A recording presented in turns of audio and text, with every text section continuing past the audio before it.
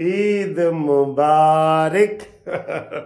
हाँ जी, ईद का चांद नजर आ गया है, आ गया है। जब उन्होंने बताया था ना जी कि कोयटा में नजर आ गया है तो काड़े में नजर आ गया, एक जगह भी नजर आ जाए ना तो फिर ईद ही होती है। फिर बेशक सुनाते रहने कि जी बांग्लादेश में नहीं है, इंडिया में नहीं है, लेकिन ईद फिर ईद ही हो जाती है।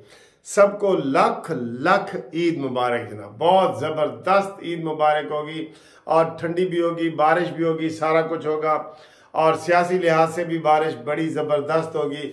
अब आपको मैं बताता हूँ जनाब, नून लीग के सबके मुबारकबाद के पैगाम मिल रहे हैं। सर जी मैं ना एक दो बड़े ज़बरदस्त टिप्स आपको बताने लगा हूँ कि आप ये तमाशा कर रहे हैं जनाब, ईद के बाद हम बड़ी वो चलाएंगे, उसे क्या कहते हैं, तहरीक चलाएंगे, ये वो। No, nothing nothing.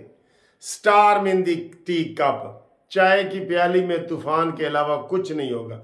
ये केपीके से बाहर निकल ही नहीं सकेंगे, ना निकल सकेंगे, ना निकलेंगे, ना इनका कोई साथ देगा। अभी ईद के बाद इनकी सजाएं शुरू होगी। बहरहाल फिर भी हुकूमत ने बड़ा आराम से दिफा करना है। हुकूमत को चाहिए कि वो आराम से दिफा करे। इस हवाले से शहबाज शरीफ की पॉलिसी आपको अच्छी लगने लग जाएगी जब वो टुक टुक खेलेगा। टुक टुक, कोई चौका छक्का नहीं मारेगा, टुक टुक खेलेगा सियासी लिहाज से। वैसे तो वो काम के लिहाज से, अभी एक सहाफ़ी कह रहा था शहबाज शरीफ तो जनाब 24 घंटे को भी 26 घंटे बना के काम करता है, इतना काम करता है वो। तो ये बड़ी अच्छी पॉलिसी है। इनको चाहिए कि ये भी सियासी गेम खेलें। और मैंने इनको टिप दी थी पहले भी, आप फिर दे रहा हूँ, मौलाना फजल रहमान को मनाओ। ये बहुत बड़ी टिप है, और मनाओ, बर वक्त मनाओ।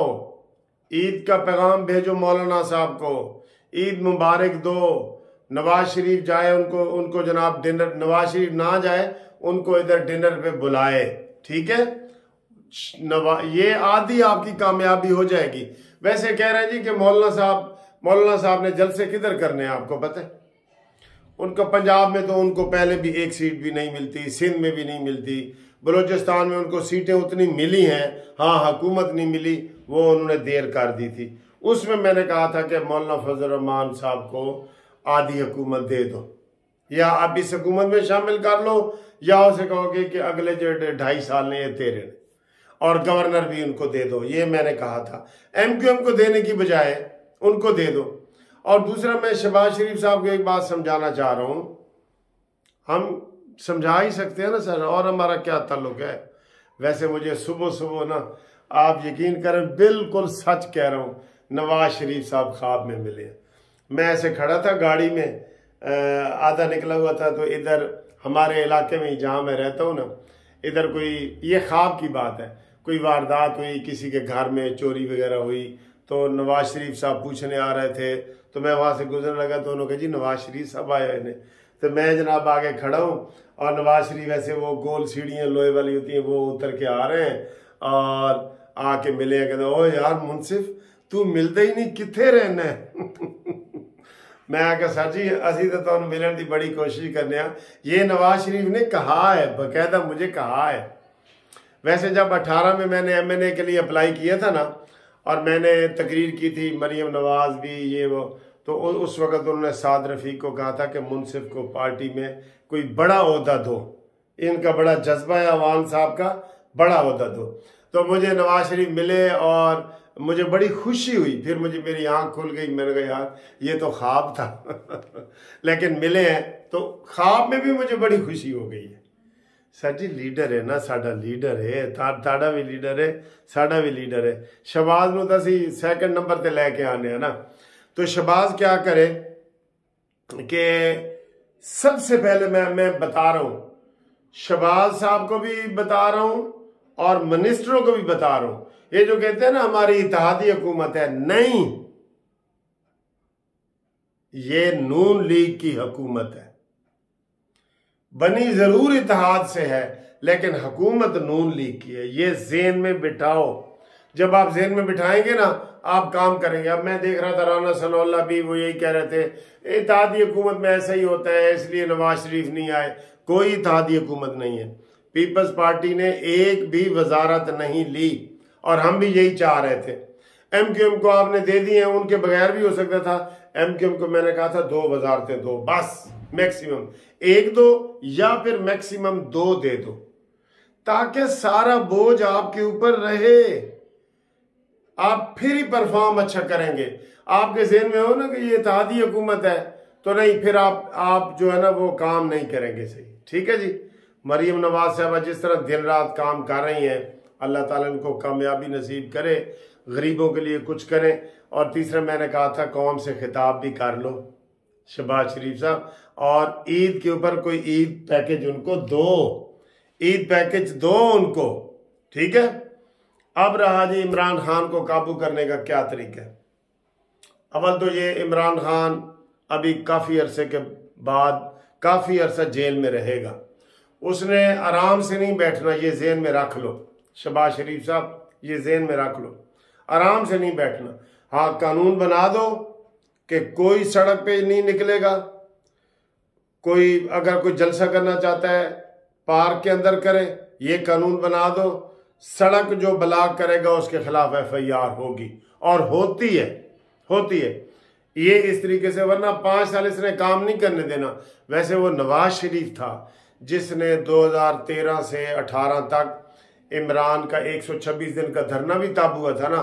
नवाज शरीफ ने कहा था कि ये शोर मचा रहे हैं और हम काम करते जा रहे हैं, हम सड़कें बनाएंगे, ये सड़कें नापते जाएंगे। याद है ना आपको? वो सर आयरन विल चाहिए, बड़ी जबरदस्त, ये उसे कहते हैं कि लोहे वाली ख्वाहिश चाहिए, और इरादा चाहिए, इरादा, लोहे वाला इरादा, वो नवाज शरीफ के अंदर है, वो नवाज शरीफ के अंदर है। तो ये इनको बिल्कुल सड़क पे ना निकलने दें, KPK में जो तमाशे करने हैं वो करते रहें। और दूसरा ये आज जो इन्होंने प्रेस कॉन्फ्रेंस की है शुएब शाहीन ने और सलमान अकरम राजा ने, वो इमरान खान को पूरे 5-6 वकीलों की टीम मिल के आए हैं। ठीक है। इधर भी पाबंदियां लगाएं, इमरान को मच जेल भेजें। अब तो KPK बलूचिस्तान में भी आपकी हुकूमत है ना, इसके मेल मुलाकातें बंद करें। आज इमरान ने कहा है जी कि आप महंगाई के खिलाफ बोलो। ये वो शख्स है जिसने महंगाई को अरूज तक किसने पहुंचाया है? इमरान खान की हुकूमत ने पहुंचाया। लिहाजा इनको काबू करने के लिए आप इमरान को मच जेल भेजें। ये मेरी तजावीज़ है, अगर आप बताएं आपको कैसी लग रही है तजावीज़ है।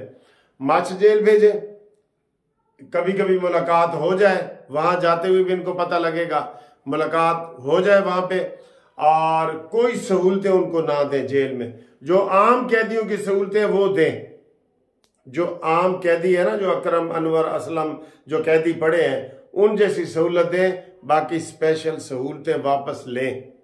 ये हम आपको कह रहे हैं। ठीक है। और जो एस्टेब्लिशमेंट है, अच्छा दूसरे ये जो शहबाज शरीफ आते ही थोड़ा सा जो बदनाम हुआ है ना, ये आज़ाद उम्मीदवार थे जो ना सेनेटर मुंतखब हुए, इसकी वजह से हुए। देखें मैं आपको बताऊं, हो सकता है आसिम मुनीर ने कहा हो कि जनाब मोहसिन नकवी को बना दो, कोई रिश्ते वो निकाल रहे हैं जी, भांजी कांजी पता नहीं क्या क्या, तो बना दिया। ठीक है, होता है, हर दफ़ा होता है। PTI में तो यही रोले पड़े हैं ना कि वो स्काई लेबर ऊपर से आ गए हैं।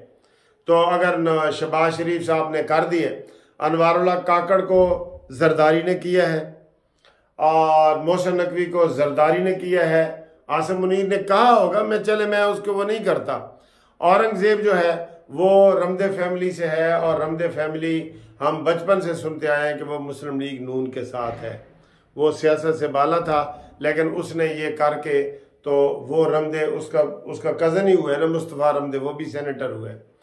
ये जस्टिस खलीलुर्रहमान रमदे साहब के मुझे पता चला दामाद हैं औरंगजेब साहब, तो पक्का नून लीग का घराना है, लेकिन आज़ाद उम्मीदवार के तौर पे लड़ा है। इसको भी नून लीग में शामिल करके लड़ाना चाहिए था। मोहसिन नकवी को भी नून लीग में शामिल करके लड़ाना चाहिए था। फिर आपकी ये बदनामी ना होती कि जी कितों आ गए ने, असल पावर तो कठपुतली है। इमरान ने कह दिया ना कल कि शहबाज शरीफ तो कठपुतली है, तो असल हुकूमत तो कोई और चला रहा है। ये इसकी वजह से कि ये आज़ाद उम्मीदवार जीते हैं। ठीक है। तो बहरहाल इन्होंने नाप के और तुन के रखो, मच जेल उसको भेजो, मौलाना फजल रहमान साहब को मनाओ और हल्की हल्की टुक टाक लगाओ और काम करो और इंशाअल्लाह ताला पूरे 5 साल करो और अवाम को सुख दो, सुख। ठीक, ईद मुबारक, बहुत बहुत ईद मुबारक। बच्चों को प्यार मुबारक, बड़ों को ईद मुबारक। ठीक है जी, बहुत खुशी हो रही है, बहुत खुशी हो रही है।